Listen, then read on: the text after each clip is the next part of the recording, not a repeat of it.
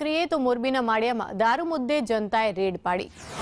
વીર વિદરકા ગામના પાટિયા પાસે જનતા દ્વારા રેડ પાડવામાં આવી। રસ્તા ઉપર વાહનો રોકીને જનતાએ જ ચેકિંગ પણ હાથ ધર્યું અને આ ચેકિંગ દરમિયાન દારૂનો મોટો જથ્થો પણ ઝડપાયો છે।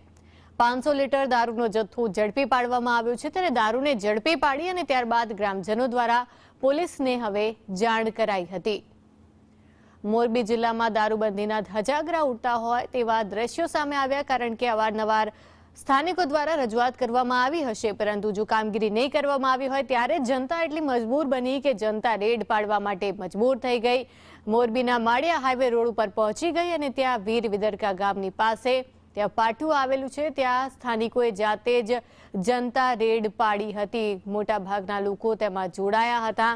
જનતા રેડ હાઈવે ઉપરથી જેટલી પણ ગાડીઓ પસાર થતી હતી તેને ઊભી રાખીને તેને ચેકિંગ કરતી હતી અને સ્કોર્પિયો ગાડીને લોકોએ ઊભી રાખી વાહનો આડા મૂકી દીધા અને ત્યારબાદ તે સ્કોર્પિયો ગાડીમાંથી દારૂનો જથ્થો પણ ઝડપાયો છે। દેશી દારૂનો જથ્થો હતો, જેમાં આશરે 400 થી 500 લીટર જેટલો મોટો જથ્થો ઝડપી પાડવામાં આવ્યો છે। સ્કોર્પિયો ગાડીમાંથી આ જથ્થો ઝડપી પડાયો અને ત્યારબાદ ડ્રાઈવરને પણ લોકો દ્વારા ઊભો રાખવામાં આવ્યો હતો અને ત્યારબાદ સ્થાનિકો પહોંચ્યા અને માળિયા તાલુકા પોલીસને જાણ કરી હતી અને ત્યારબાદ પોણા કલાકે પોલીસ 7 કિલોમીટરનું અંતર કાપીને સ્થળ ઉપર પહોંચી। જે બાદ પોલીસની કામગીરી ઉપર સવાલો ઉઠ્યા છે, કારણ કે જ્યારે સ્થાનિકો દ્વારા પોલીસને જાણ કરી દેવામાં આવી છે, 7 કિલોમીટરનું જ માત્ર અંતર છે, પોલીસ પહોંચી શકી હોત, પરંતુ જ્યારે સ્થાનિકોએ જાણ કરી દીધી ત્યારબાદ પોણા કલાક સુધી પોલીસે સૂતી રહી અને પોણા કલાક બાદ પોલીસ ત્યાં પહોંચી હતી, જેને લઈને સ્થાનિકોમાં ભારે રોષ પણ જોવા મળ્યો। પોલીસની સાથે